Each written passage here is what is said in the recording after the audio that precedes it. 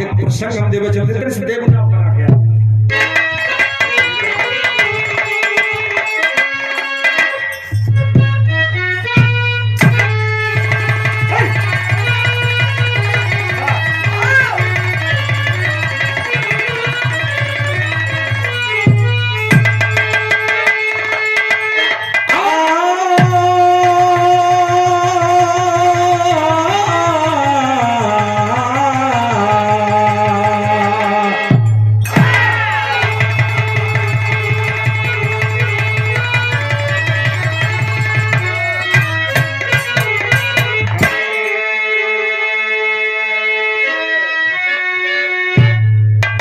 से कहानी की शुरुआत हो रही मेरे बाबूजी।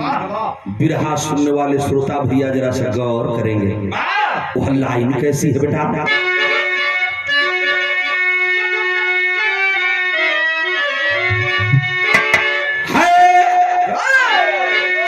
भारत देश निराला जो कि सब देशन में आला, जहाँ सत्य शिरोमणि एक एक थी नार।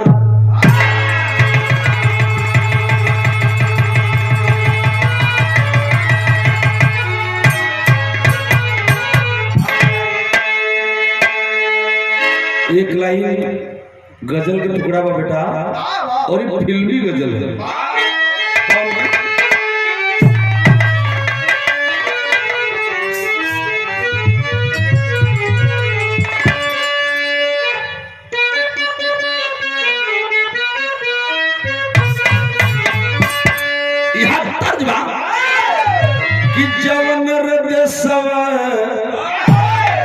जवन हृदय सव में उगले किरनिया,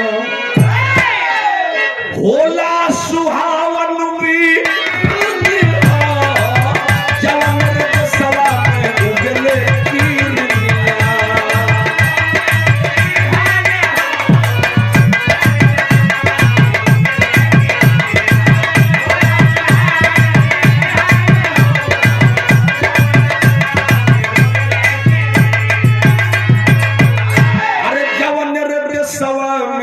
उगले किरनिया होला सुहावन भी वो हीरे दसवा में घर मोरा हुए, वो हीरे दसवा में घर मोरा नवा परल हिंदुस्तान।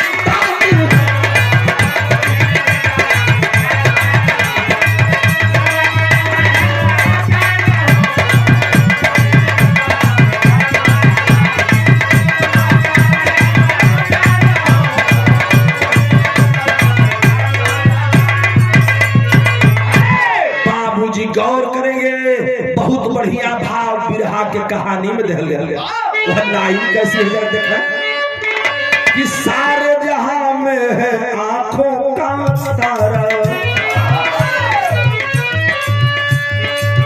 बतिया के जब आप सुनत जइबा कहानियां समझोले के जरूरत कम पड़ी।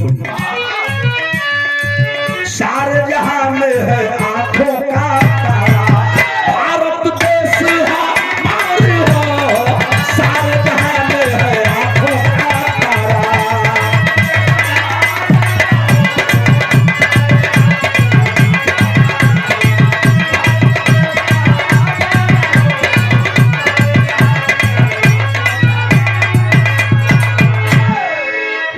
सारे जहां में है आंखों का तारा, भारत देश हमारे गंगा जमुनवा का निर्मल बाधारा।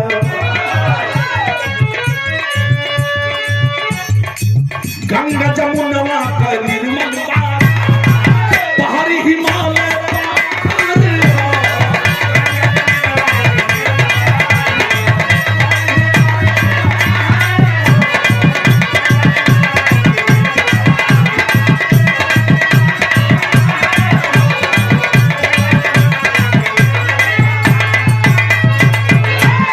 यहीं से कहानी की शुरुआत हो गई मेरे बाबूजी। सकल पंच बिरहा सुनने वाले श्रोता बंधु जरा सा गौर करेंगे।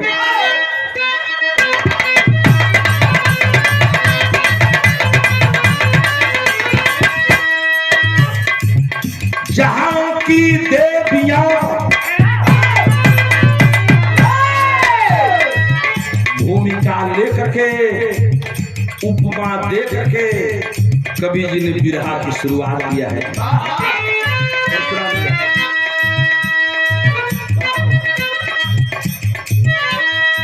जहां की देवियां मैदान बीच जंग करे, जहां की देवियां मैदान बीच जंग करे, सवार छोड़कर दुश्मन का फीका रंग करे।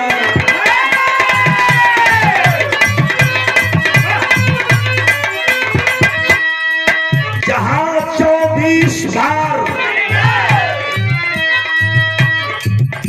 24 बार भगवान ने अवतार लिया, जहां 24 बार भगवान ने अवतार लिया, दुष्ट संहार करके पापियों को मार दिया।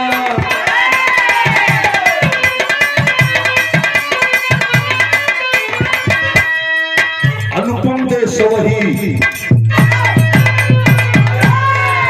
अनुपम देश वही भारतीय धरती है, अनुपम देश वही भारतीय धरती है, जहां पर दूध की नदियां सदा ही बहती है, जहां पर दूध की नदियां सदा ही बहती है, वहीं पर अश्वपति छत्री थे रजना, सुता सयाने जिनकी सावित्री थकवा, ढूंढते पर जो कि बाबूजी परेशान, के तुझे पर न मिला बाबूजी हैरान, ढूंढते पर जो कि बाबूजी परेशान हुए, ढूंढते पर जो कि बाबूजी परेशान हुए, के तुझे पर न मिला बाबूजी हैरान।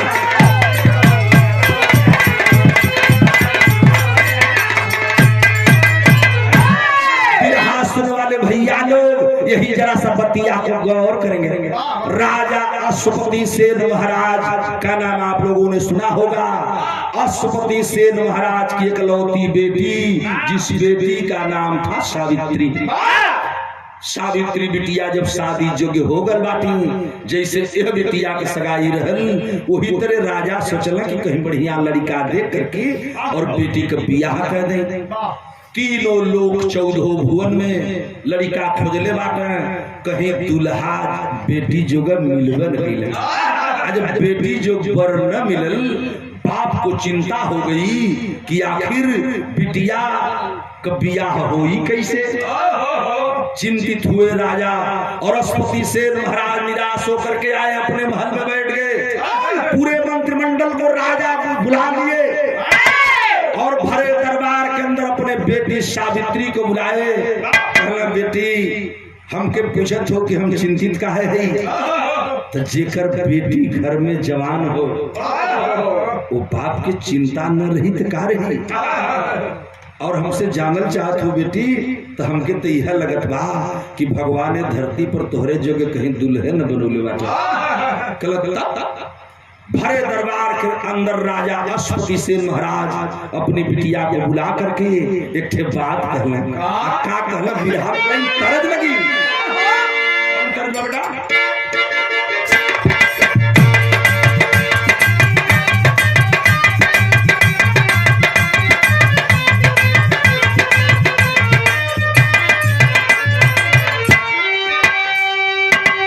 वही गीत का लाइन बा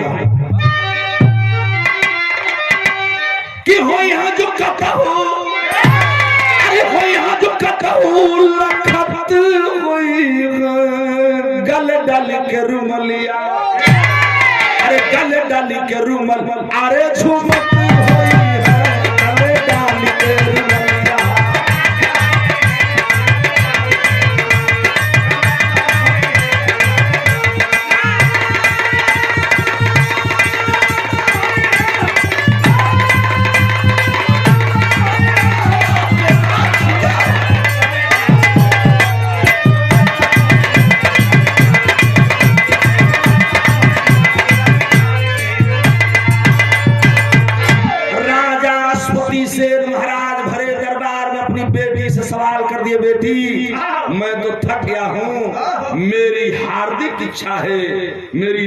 इच्छा है कि तू जाओ बेटी और अपने वर का वर्ण स्वतः कर ले।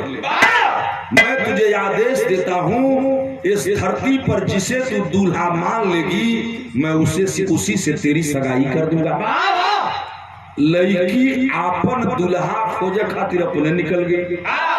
देखा भी रहा, आज लड़की आपन दूल्हा खोजे अपने निकलल, पिताजी का आदेश है दूल्हा खोजे जब निकलनी तो कैसे निकलनी में मिले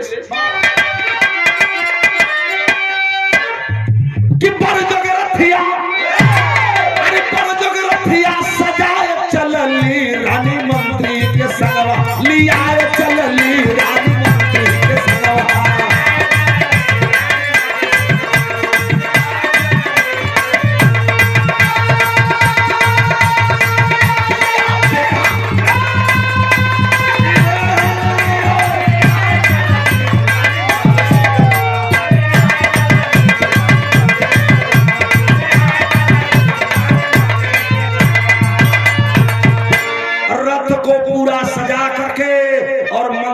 अपने साथ में लेती है, रथवान को लेकर के सावित्री अपन दूल्हा खोजे स्वतः निकल गई। लेकिन दूल्हा खोजत खोजत गईली कहां करिश्मा कि देशवा विदेशवा में घूमा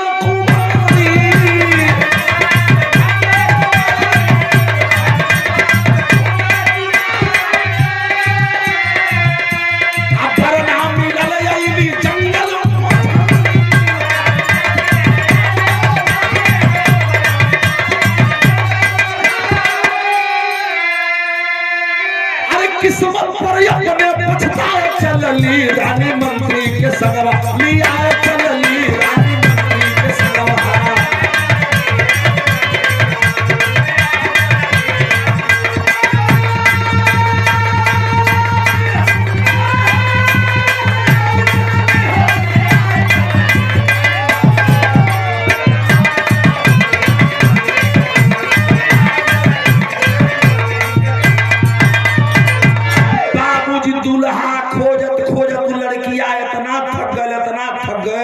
कि तीनों लोग 14 भवन में अपन दुल्हा खोजलस, ओके दुल्हन भेटाई।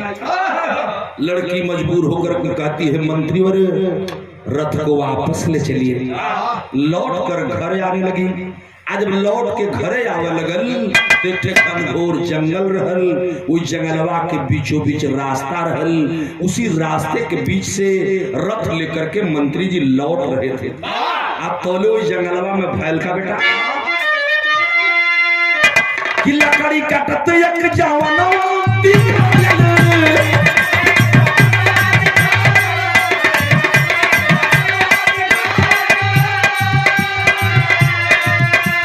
सत्रिया का मन लकड़ी हारा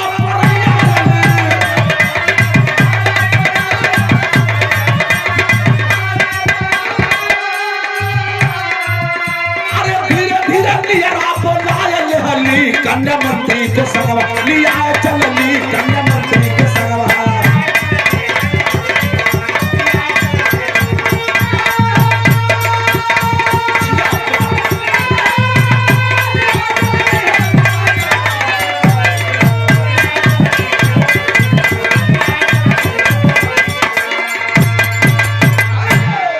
बाबूजी धीरे धीरे बिटिया सावित्री अपने मंत्री और रथ को लेकर के वापस आ रही थी।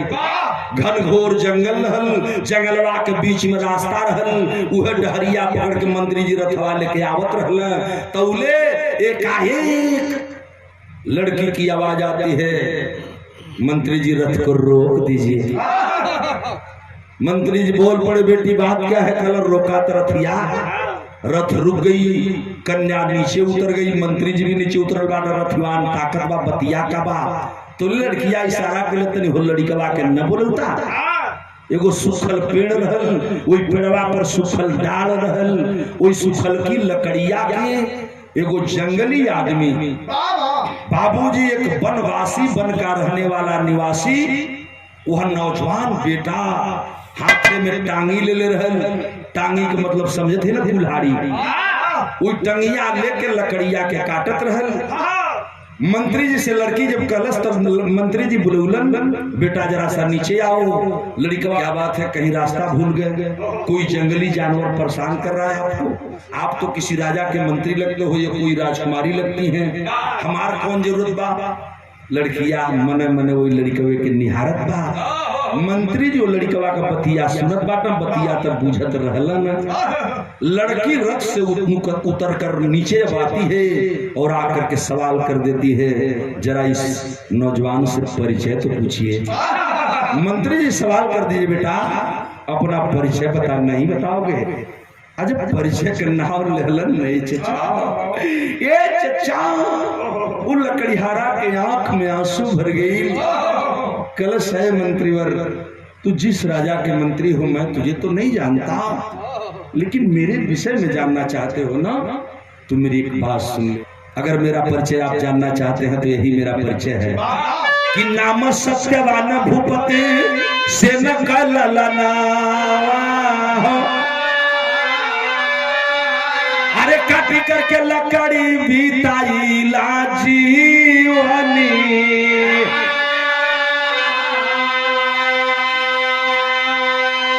अंधी अंधा माई बापू राजपट छिनी गईल। ऐसा समैया की बढ़ली परेशानी।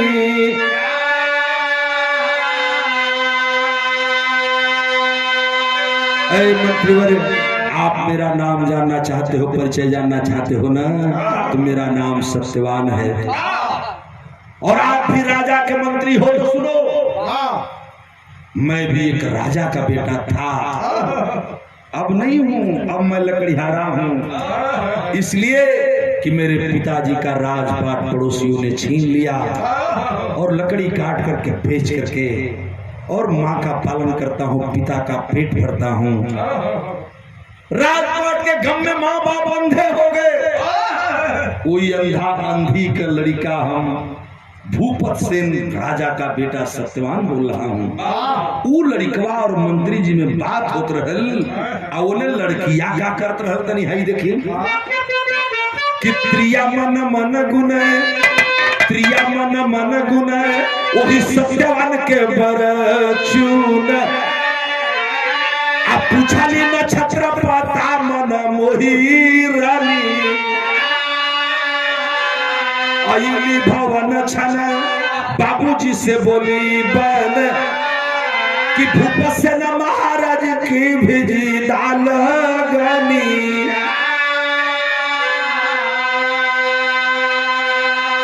मंत्री जी लड़का से बात कर बैठा बाबूजी, और सावित्री अपने मन ही मन अपने वर का वर्ण कर लिया, वर का चुनाव कर लेती है। कहती है मंत्री जी नाम पता नोट करिए, चलिए घर। मंत्री को जब वापस लाती है खिलखिलाती, वो बाल आ गई अपने पिताजी के पास। कल बाबूजी जवन कमुआ तू कई साल बना कैला, तू कमुआ पर बेटी कह के चली आई। मेरी बिटिया जिसे भी अपना बर चुनी होगी, कोई बलशाली राजा होगा, कोई दानी होगा, कोई महापुरुष होगा, नहीं तो कोई बहुत बड़ा बलवान और भक्त होगा। मंत्री जी बगल में खड़ा हूँ, लड़की भी खड़ी हो, बताती है लड़की कि मैं भरे दरबार में बताऊंगी कि मेरा पति कौन होगा। राजा पूरे दरबारियों को बुला लिए और हंसने लगी वो बाला कि न मेरा पति राजा है, न राजकुमार है, न भक्त है, न दानी है, न बलशाली है। कल तो के दुल्हा बनौले ही पगली। तब वो लड़की बताओ लगल का बतौलस, बिरह गजब हो गल। कैसे गीत बना कि झाझर मारवा जन छ ओई हाय बाबा हो, झाझर मारवा जन छ ओई हाय बाबा हो, लगी है सुरु जावत जो हो।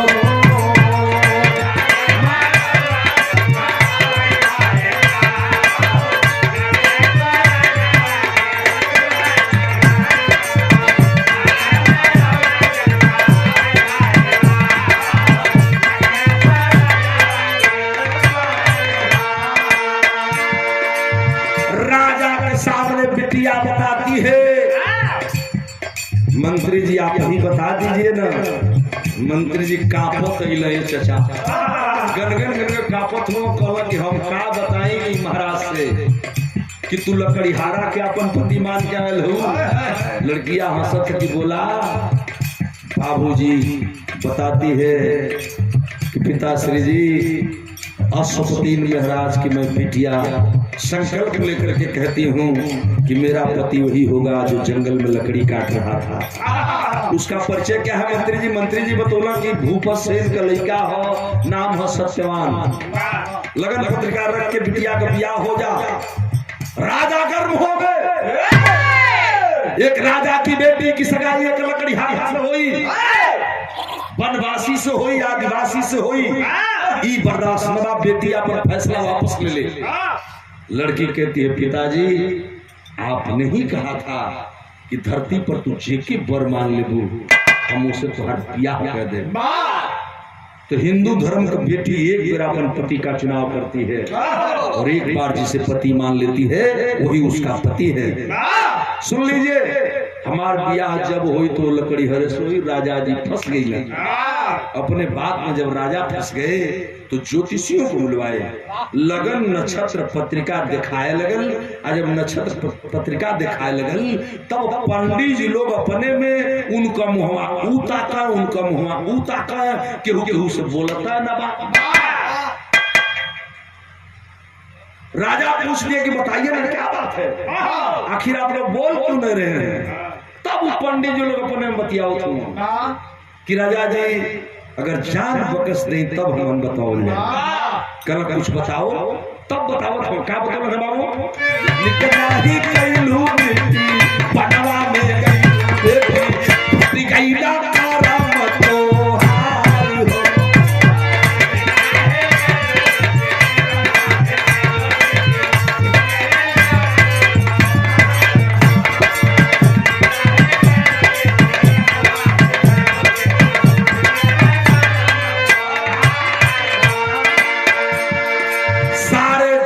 बताने लगे बेटी अपना फैसला वापस ले ले, यह सगाई ठीक नहीं है। वह लकड़हारा तुम्हारे पति योग्य नहीं है। राजा कहला कि नहीं है, मेरी बेटी पति मान के आई है। आई पंडित जो लपेटा लोग मत, भूलवावा लोग मत, साफ बतावा लोग कि काहे न ब्याह करला के बा। तब पंडित जी लोग यानी ज्योतिषियों ने राजा से बताया कि राजन कह दीजिए बेटी से कि बेटी अपना फैसला वापस कर ले, ये शादी ठीक नहीं है। कहला क्यों? तब वो लोग ज्योतिषी बतौलन मांगी का से नुरवा सत्य वाना जो होई है हो, मांगी का से नुरवा सत्य वाना जो होई है हो, लुट जाई हाजी मिली तो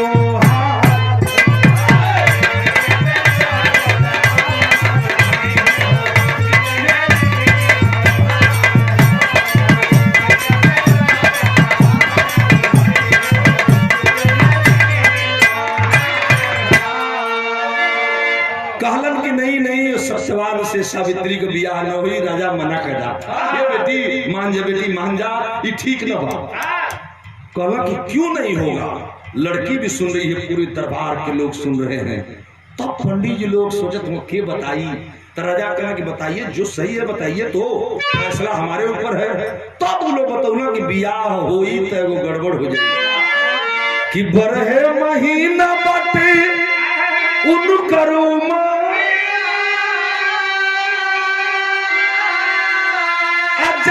सारा गव सीधार हो। अब लिखला राजा मंत्री सब समझावे रामा, लिखला राजा मंत्री सब समझावे रामा, कन्या करे मन की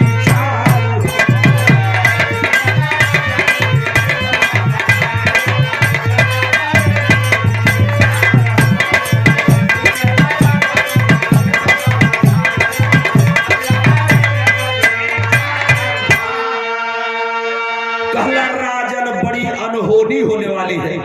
कल कैसी अनहोनी? कहलन अगर सत्यवान से शादी हो गई बेटी सावित्री की तो शादी के ठीक 12वां महीना का आखिरी दिन आते आते सत्यवान दुनिया छोड़ देंगे और सावित्री अकेली हो जाएगी। इसलिए शादी मत कराइए। सावित्री भी सुन रही है, सारी भरी दरबार के लोग सुनत हूँ। एक बार नहीं जब 3-4 बार ज्योतिषी मना के सावित्री आगे आई, कही पिताश्री जी सुन लीजिए कान खोल कर, आपने हमें जन्म दिया है, मैं आपकी बेटी हूँ।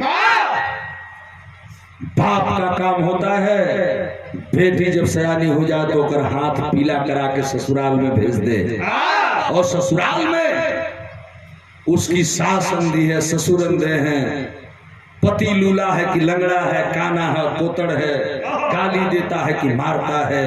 इसकी जिम्मेदारी आपकी नहीं है कि पति एक दिन रहेगा कि 100 साल रहेगा। इसकी जिम्मेदारी आपकी नहीं है, वो जिम्मेदारी मेरी है। और सुनिए मेरा फैसला, हमार बियाह जब हुई तो ही लकड़ी हरे से। अब सब शांत और राजा अपनी बात में फसल हुआ। जब लड़की फैसला सुनोलस न चचा तब बिरहवा गजब हो गल हो। कौन लगी बेटा?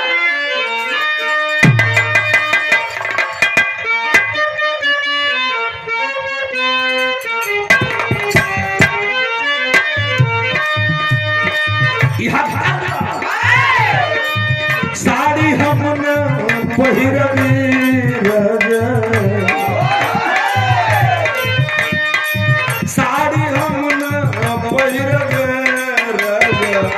रिलिया के डरई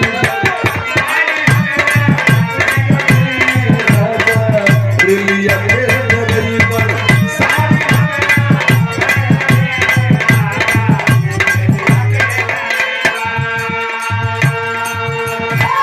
कन्या फैसला सुनाय होई, कन्या फैसला सुनाय होई, खैली सगाई कन्या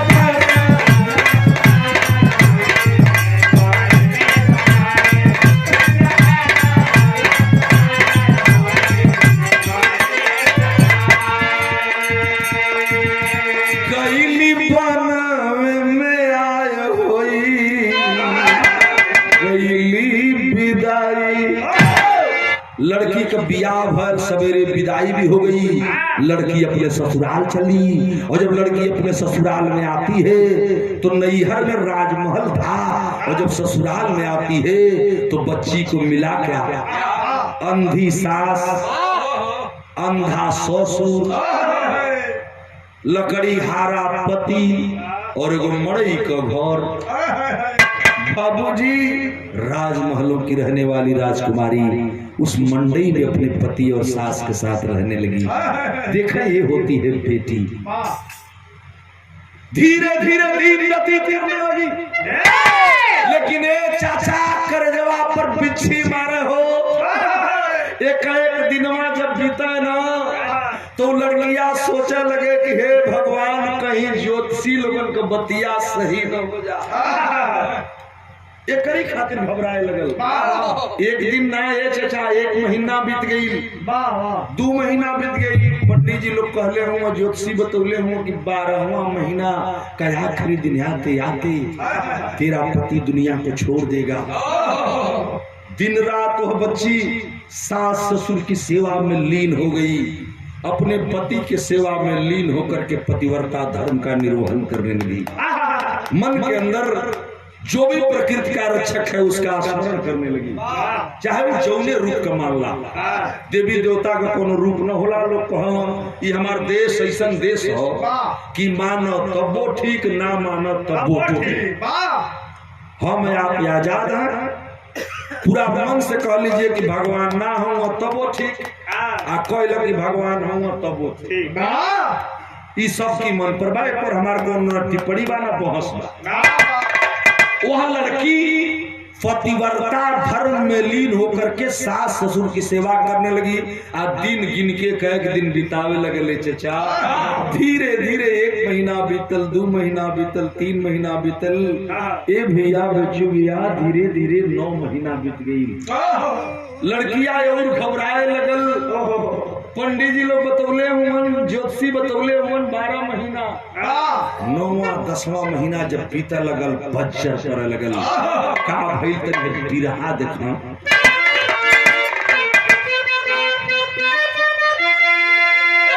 कि दिनवा गिन गिन बीतल महीना, दिनवा गिन गिन बीतल महीना, सत्यपति की सेवा कीना, दिनवा गिन गिन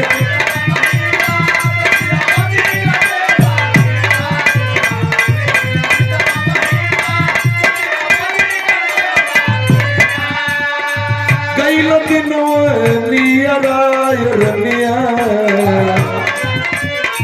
कैला दिनों नियरा रनिया, कैलिया कुलाई कैला दिनों।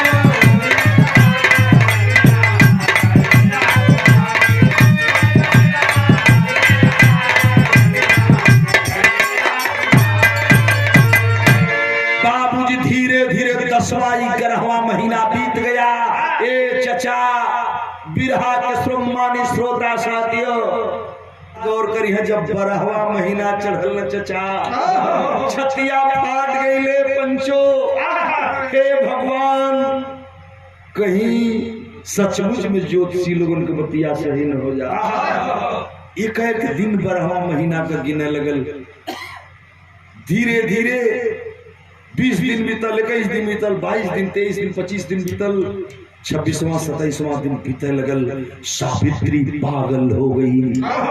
या भगवान क्या करोगे, या ईश्वर क्या होगा। ए चचा जब 12वां महीना का 28वां दिन बीत गई, सावित्री एकदम बेचैन, रात को नींद नहीं, दिन में चैन नहीं। आज 29वां दिन बा, बिहने 30वां दिन हो जाई, का होई यह सोच के सावित्री घबरा थी। लेकिन जब 12वां महीना का 30वां दिन आता है, जो ही सवेर भैल पंचो, ये चचा जब सवेर भैल तो देखा एगो बात लगल, बिरह गजब हो गल। का बेटा सत्या के आगे काल का करीन, सबसे सूर्य रुके जमराज भी हुए बेहाल, सबसे सूर्य रुके जमराज भी हुए बेहाल, सत्यन के आगे काल का करी। ए चचा 12वां महीना का जब आखिरी दिन आया, रतिया जब बीतल, धीरे धीरे सवेर भई, डेली की तरह वह सत्यवान नहा धो करके पूजा पाठ करके एगो टांगी उठौलन और कुल्हाड़ी लेकर के लकड़ी काटने के लिए जंगल में तैयारी कर दिया। तो सावित्री आके अगवा खड़ी हो गई आ कहली कि पतिदेव हमारे को बात ना मानता। यही तो बात बाबूजी सामने आती है। लकड़ी काटन चली भैला जवाना मना धड़केला, सतिया कहली हमहू चलब,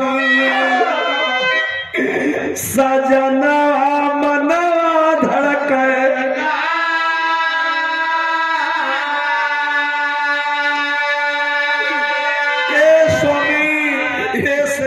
रोज तो लकड़िया काटे अकेले जाला ना, आज तो के हम न जाए देव स्वामी।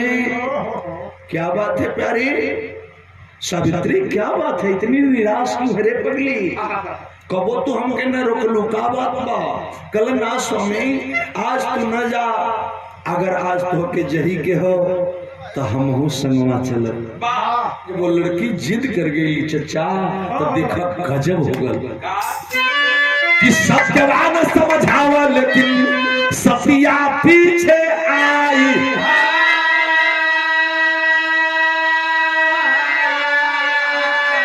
जब जंगलवा में तो चढ़ा पेड़ पर लकड़ी काटन, माथा गए चकराई।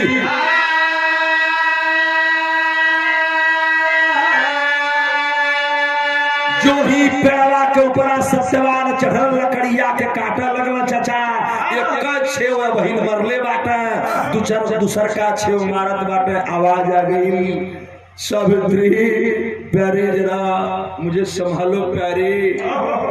लड़खड़ाता हुआ सत्यवान पेड़ से नीचे आने लगा। इनके तो इतना हालत मालूम बा, लेकिन निचवा लड़किया के दशा का हो कि सतिया समझे मौत का कराना मना।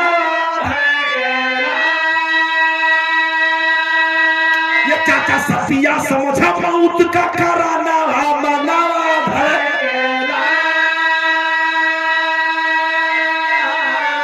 लिटा जंघे पर सतक बरई दिया नवा मना धड़क।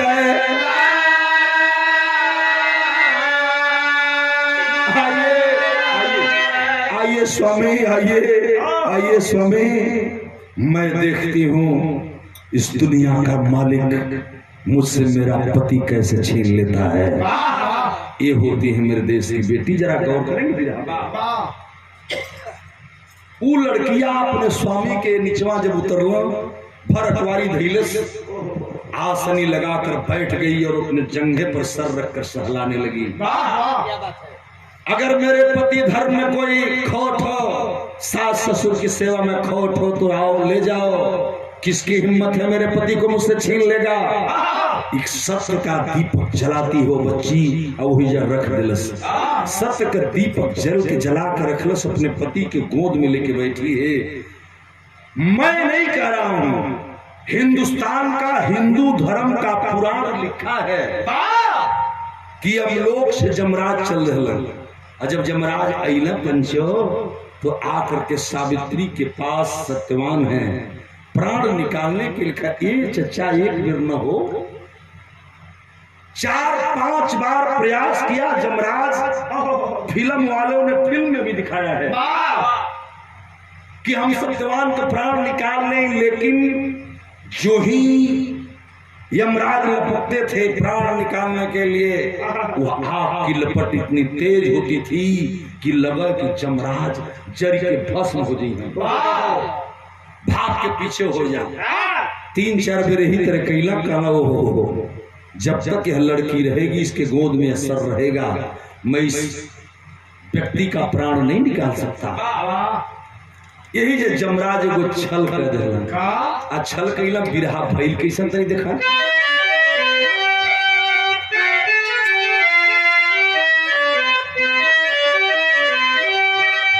ये चाचा अरे आइला जमराज जब, अरे सावित्री समहनवा आए हैं, देखबा सतिया के आगे चारा चलतौ न बा।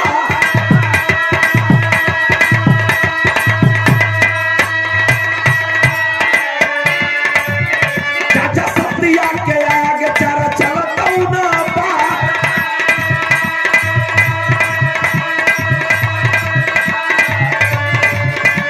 क्षमादान मांग करके प्राण के निकला।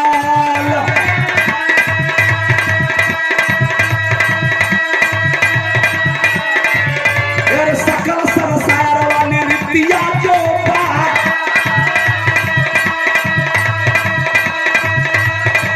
चाचा, सकल संसार वाली रितिया जो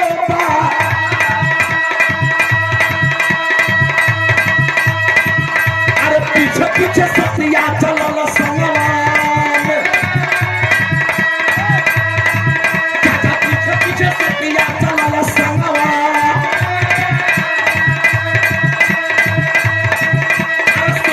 दिया नवा होले हली जारा,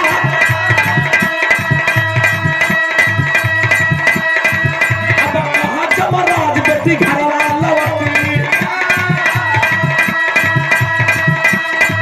अरे बोले जमराज बेटी घरवा लवती।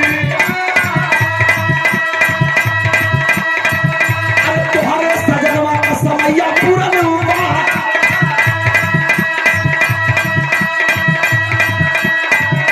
सतिया कहले मोरी अधूरी जीवनी,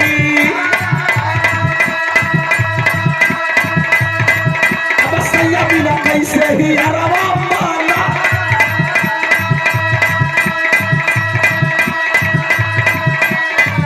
अब बोले जमराज कुछ मांग ले मंगना।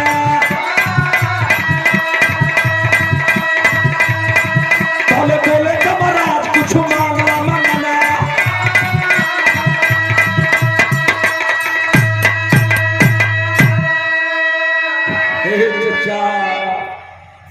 सत्यवान के सर को अपने जंघे पर रख करके सावित्री सत्य का दीपक जलाकर बैठी है। मेरे पति सेवा में कोई कमी हो आकर छीन ले कोई प्राण मैं देखती हूँ।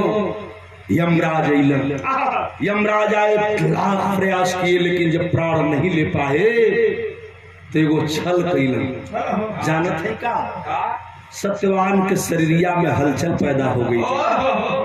मुंह से एक आवाज आ गई, प्यारी सावित्री जरा पानी पिला दो रानी, जरा पानी पिला दो रानी। आज जब सत्यवान पानी मंगला, ये चिचा इतना पंच गोसाई बैठल नहीं। कौनो पति, कोई भी पति जब पत्नी से अगर पानी मांग दिलस तो सच्ची अगर पतिव्रता पत्नी धर्म की अगर नारी है, पति धर्म की नारी है तो वह पानी क्या जिंदगानी दे सकती है। तुरंत कलश के बीच पानी पिला रही हूँ स्वामी, लेकिन पनिया ले आई कैसे? जंघे पर सर है, यह तो धोखा होगा। सामने गड्ढा में पानी हो, सावित्री उमेश बाबू सत्यवान की मुड़िया के नीचवा रख दिए चचा, और रख के गईली कोई डबरा से पानी ले आके अपने स्वामी के पिया दिए घोट। जो ही चार फाल गई रेलिन आतोली पीछे से जमराज प्रकट होकर के और सत्यवान का प्राण निकाल लिए। जो ही प्राण निकलन सत्यवान का, सावित्री को पता चल गया। मुड़ गई सावित्री, खबरदार रुक जाओ जमराज, मेरे पति को नहीं लेकर जा सकते तुम। कांपने लगे जमराज, थर थर थर थर। नहीं बेटी नहीं, ये दुनिया का रीत हरे पगली। जे आला सबके जाए के तेरे पति की उम्र पूरी हो गई है, इन्हें जाना है कलम, मैं कुछ नहीं जानती हूँ। सुनो, ये मेरे पति हैं, मैं इनकी पत्नी हूँ। ये मेरे अर्धंग हैं, मैं इनकी अर्धांगिनी हूँ। अगर ले जाना है तो मुझे भी ले जाना होगा, वरना मेरे पति को तुम अकेले नहीं ले जा सकते। यमराज कांपा लगना, कहा नहीं बेटी नहीं, ऐसा नहीं होगा। विधि का विधान है, तो न जाए कि तुम्हारे पति की उम्र पूरी हो गई है, मुझे ले जाने दे। बाबूजी जमराज नाम मलना, उड़ के चले लगना। फिल्म वाले दिखौले हो पर्दा पर, लिखी हुई पुराण की बात मैं बता रहा हूँ। रुक गए जमराज, बेटी लौट जा। पगली तू मेरे साथ नहीं जा सकती, लौट जा। कल कैसे जाई हो? हमारी सैया के लेके तू जाता हुआ, अब कहत हुआ कि लौट जा। कल कि मैं भी चलूंगी। लाख मना करते हैं लेकिन वो लड़की नहीं मानी बाबूजी। तो बताया जाता है जमराज कहना कि बेटी ना मन भी पगली तो वो काम कर ले। वो का कहना जमराज? अरे कहा जमराज बेटी मांगला मगना,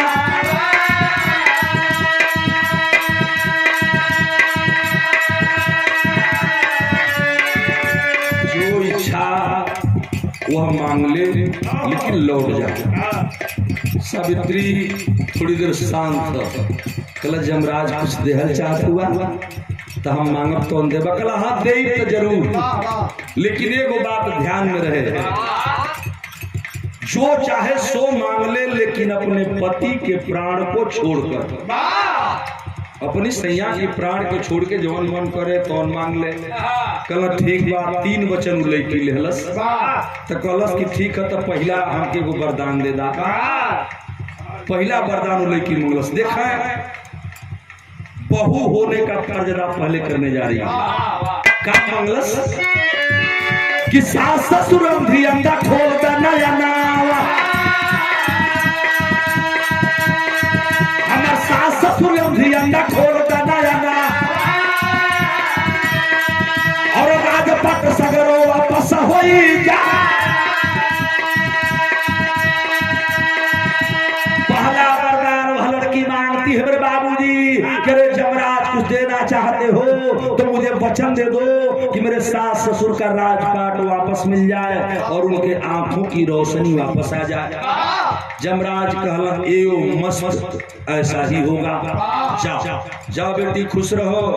कल की ठीक थोड़ी देर लोग लड़की हुई खड़ा रहे और एओ मस्त कहकर जमराज जब आगे बढ़ने लगे तो अब कब भी रहा तनी देखा कि एओ मस्त कहीं के जमराज चली दे। सतिया का डोला फिर सतिया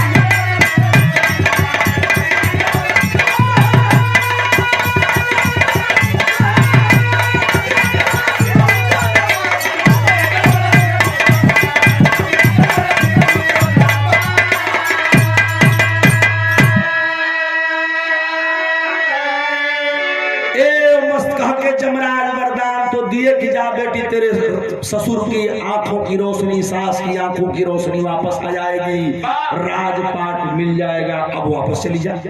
कई के जो ही चलना थोड़ी देर सावित्री तो या खड़ी जरूर रहल, लेकिन जब जमराज थोड़ी दूर अगवा गई तो फिर सबका दीपक जला के पीछे लग गई।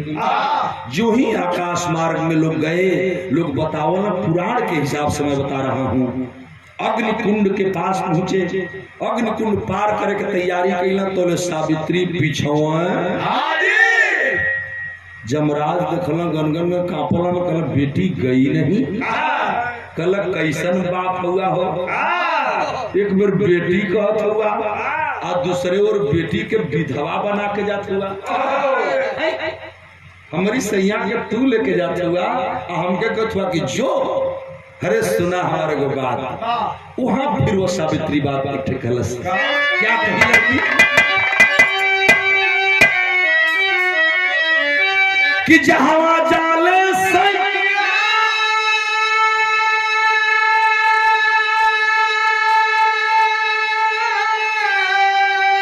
चलो लियो बाबूजी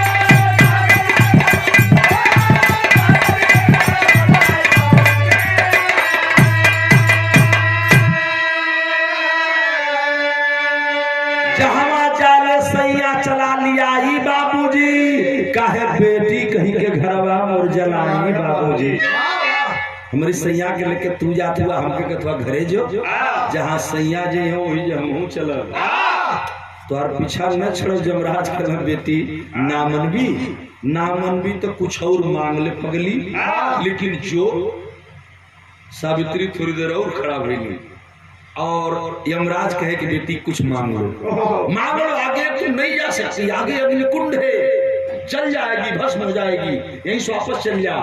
3 वचन फिर उलैकी ले लस और दूसरा वरदान कहला कि जमराज अगर आप कुछ देना चाहते हो तो मुझे एक चीज दे दो।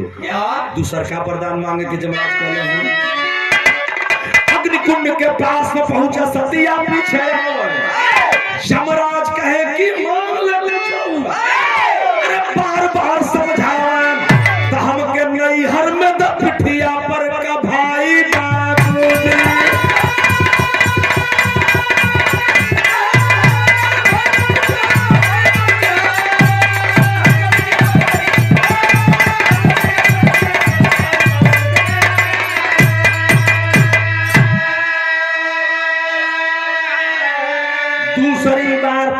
लेकर के वह लड़की मांगती है कि यमराज अगर कुछ देना चाहते हो तो मुझे वचन दे दो, माँ बाप की इकलौती संतान हूँ, एक ही बेटी हूँ, मुझे नैहर में मुझे एक भाई मिल जाए जो मेरी राखनी बांधे के काम में आएगा और बाबू माई का बुढ़ौती का सहारा बनी। ये बात जब यमराज सुने कहे अच्छा बेटी तथास्तु है, मस्त ऐसा ही होगा, जाओ तुझे एक भाई मिलेगा, तेरे माँ बाप के लाठी का सहारा मिलेगा, नैहर में तुझे यह वरदान साबित होगा, जा।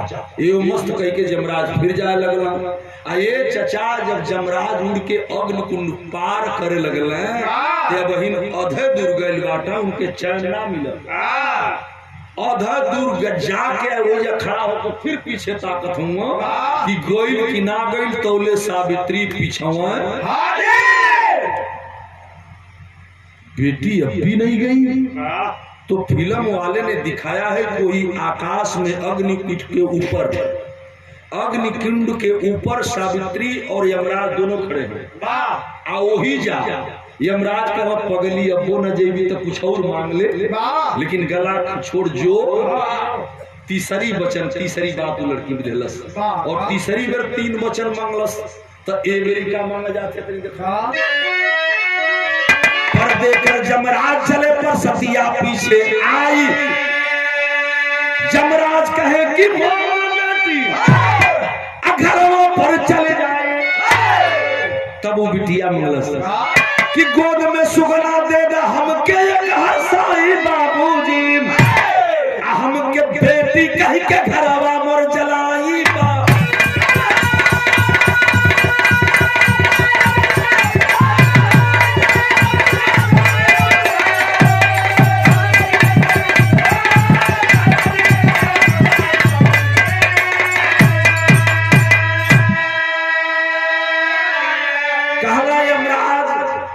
हमारी सैया के तो लेके जाते हुआ हमके कहत हो कि लौट जो तो हमके वरदान देवे के अगर तुहार मन बा तो हमार इच्छा ये बा कि कम से कम एगो गोदी में हमारी लड़का दे देता तो वही लड़का के सहारे जे जैते जमराज कहला कि यो मस्त जाओ पुत्रवती भव यो मस्त जमराज कह तो दिए सावित्री हो या खड़ी हो गई जमराज कुंड पार कर गई आज जब अग्नि कुंड पार करके खड़ा भइला दे झारत हूँ आ शंकर हो जा दे वो झारत हूँ सोचना कि अब यमलोक में चला आ उड़ के जो ही यमलोक में तैयारी कैला उड़े खातिर तौले सावित्री फिर वही जा और तनान रह गई कहाँ अपने लगे जमराज कला अरे पगली यहाँ भी चली आई अब क्या चाहिए तुझे मैंने पुत्रवती का वरदान दिया है तुम्हारा पुत्र पैदा होगा जाओ उसके सहारे जी लेना मृत्यु लोक में चली जा पृथ्वी पर चली जा तेरा पति नहीं तुझे मिलेगा कलक चल जाए सरकार हम चल जाए लेकिन एक बात हमारी समझ में नहीं आया ऊ लड़की बिरहा सुनने वाले पंच गोसाई अब यही जतनी गौर करब कहलस कि जमराज एगो बात हमके खाली समझा देब तो हम चल जाए ऊ का कहलस पर देकर जमराज चले थर थर का पहला ताना कहलस कि एगो बात बता दा तनी गौर करो हमर बिरहा पे बाबू कि बर देकर जमराज चले थर थर का पहला ताना सतिया कहा कैसे लौट के जाई अब कैसे होइल लनवा जब कि साथे में सजनवा लिहले जाई बाप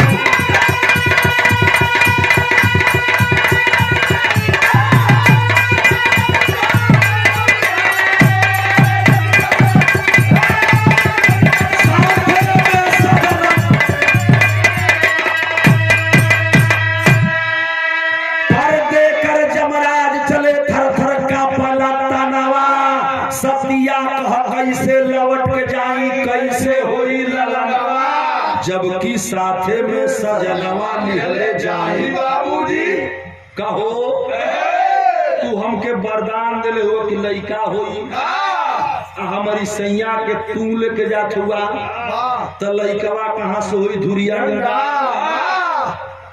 और तो जमराज के मार दहल हो ठंडा अरे बंडा छिल लगला कि जब कंडा हो गई एकदम पाला मार दहला कहला क्या अरे लड़की तू तो हमें फंसा दिया रे पगली जिंदगी में तो के फंसा ही करला तोहरे काहे न फंसा ले कहला कि का कहला कि हमारी सैया के तू लेके जात हो तो लड़कवा कहाँ से होई ये समझा दो ई कहत कि वो जो कंडा और कर कंडा का डंडा पर फिर में पड़ गया कहला अब का हुई तो बाबूजी जमराज मजबूर हुए और वह बेटी हिंदुस्तान की बच्ची होती है चाहे हमार आपको बेटी हो हमार बेटी हो ये संसार की कोनो बेटी हो जो बेटी का बियाह होत बा वो बेटी हो या हमारी बेटी हो आपकी बेटी हो बाबूजी जमराज कितना मजबूर कैलू बेटी कि मजबूर होके कहला पगली है